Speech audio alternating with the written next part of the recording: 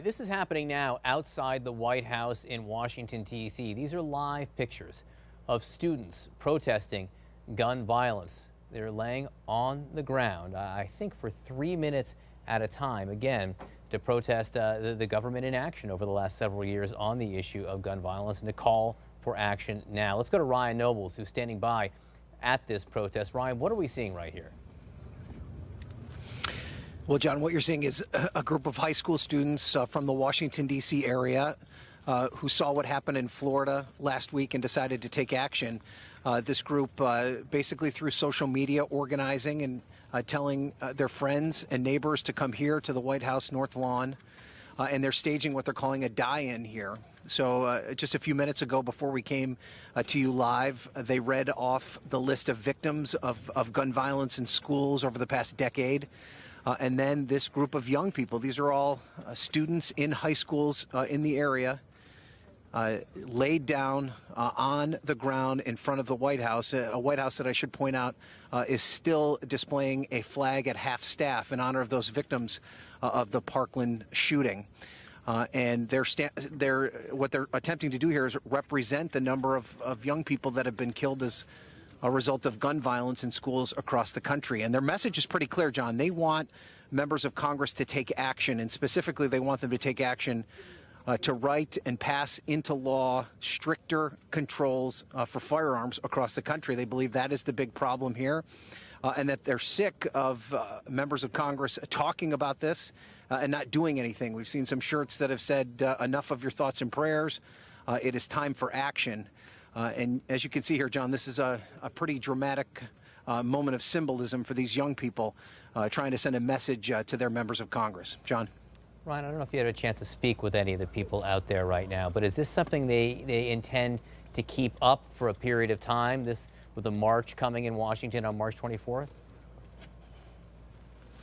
Absolutely, John. I think that what these young people have expressed here today is that different than some other kind of flashpoint moments in the debate over gun control, they don't want this one to just fade away, that they are not going to just give up on their calls for new laws as it relates to gun control, that they're going to continue the fight, and that they're going to be in the face of these members of Congress and the President of the United States, who they feel at this point are not doing enough. It's worth pointing out, John, that many of these young people who are lying down on the ground, many of them probably not even old enough to vote yet, as were many of the victims of that shooting in Florida. But they want to make it clear to these members of Congress that in not too far distant future, they will be among those voters who will be casting votes in some of these crucial elections, in particular the 2020 race for president. So they're going to make those voices heard. They're going to put the pressure on. They're going to lobby their members of Congress. As you mentioned, a big rally being planned here in Washington, D.C. in the coming weeks. These young people do not plan on going away. And this symbolic move, although it be symbolic at this point, they hope turns into real action. And I should point out there's a member of Congress here, Don Beyer, who is a Democratic congressman from Northern Virginia. He's here. He's listening to them. They are specifically pointing their message to Republican members of Congress, though, John. They think now is the time for action to take place. All right, Ryan Nobles outside the White House right now, again, as we look at the live pictures from this protest, high school students from the Washington, D.C. area with a lion outside the White House gates right now. As that's going on, 2 more families in Parkland, Florida are saying goodbye to their teenage children. 14-year-old Elena Petty and 15-year-old Luke Hoyer are being laid to rest this hour. They were both freshmen at Marjory Stoneman Douglas High School. CNN's Diane Gallagher in Coral Springs, Florida, near where one of those funerals is being held. Diane.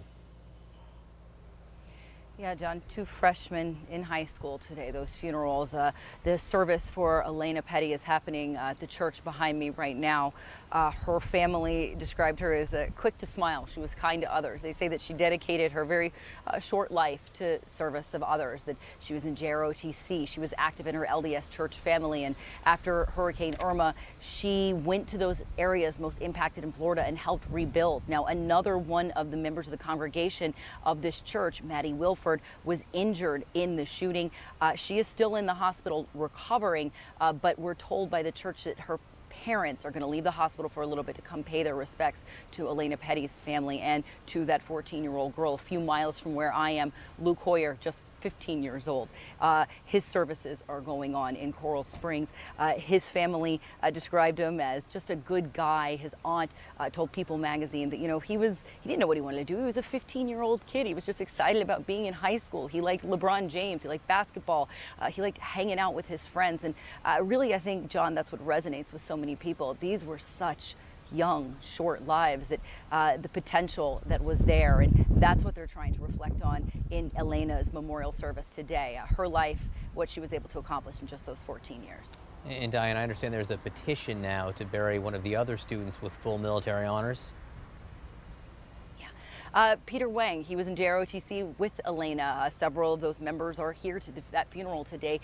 Peter Wang is being heralded as a hero, that his last moments were sacrificing himself for others. He held the door open while wearing that JROTC uniform so people could escape when the shooter was in the school.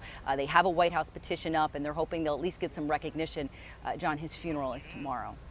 All right, Diane Gallagher for us in Parkland, Florida, or near Parkland, Florida. Thanks so much, Diane.